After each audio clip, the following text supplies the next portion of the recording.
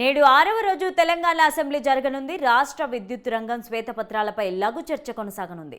అయితే తెలంగాణ రాష్ట్రం ఏర్పాటైనప్పటి నుంచి కరెంటు నిరంతర సరఫరాకు తీసుకున్న చర్యలపై సభలో శ్వేతపత్రం విడుదల చేయబోతున్నారు.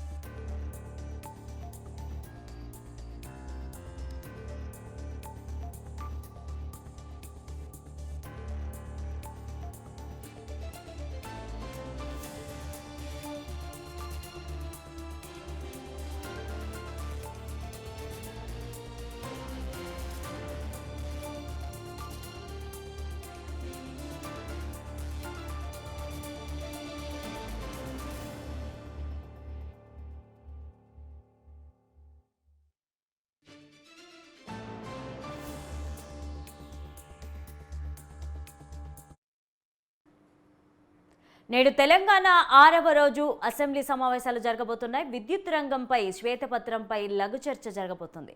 తెలంగాణ రాష్ట్రం ఏర్పాటైనప్పటి నుంచి కరెంటు నిరంతర సరఫరాకు తీసుకున్న చర్యలపై సభలో శ్వేతపత్రం విడుదల చేయబోతున్నారు. ఇక దీనికి సంబంధించి మరింత సమాచారం మా ప్రతినిధి బ్రహ్మాజీ అందిస్తారు.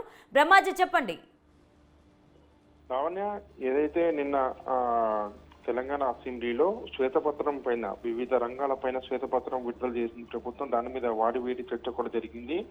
అయితే నిన్న జరిగినటువంటి దాంట్లో మొత్తం రాష్ట్ర అప్పు కింద 6,70,757 కోట్లు అంటూ కూడా స్పష్టం చేయడం జరిగింది. అయితే దీంట్లో ప్రధానంగా గత ఎన్నికల సమయంలో కానీ తర్వాత వివిధ అంశాలపై విషయంలో కూడా ఏదైతే విద్యుత్ రంగం సంబంధించిన అంశం ప్రధాన అంశంగా మారింది.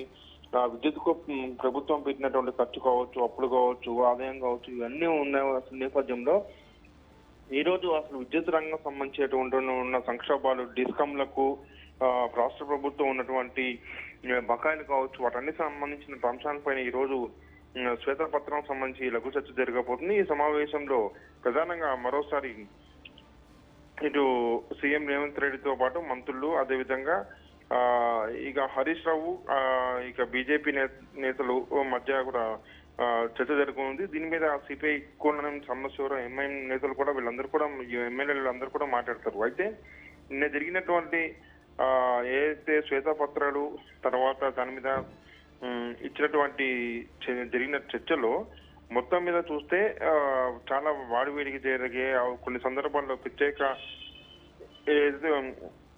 వ్యక్తిగత అంశాలపైన కూడా చర్చకు వెళ్ళినటువంటి పరిస్థితి చూసాం. అయితే ఈ రోజు మాత్రం విద్యుత్ రంగంపై జరిగే చర్చలో కేవలం విద్యుత్ రంగం సంబంధించినటువంటి అంశాలపైన ఈ రోజు ప్రధానంగా చర్చ జరిగే అవకాశం అయితే కనిపిస్తుంది.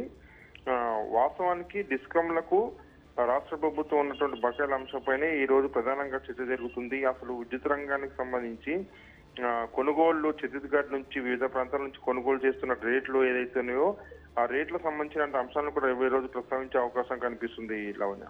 Right, thank you Brahmaji.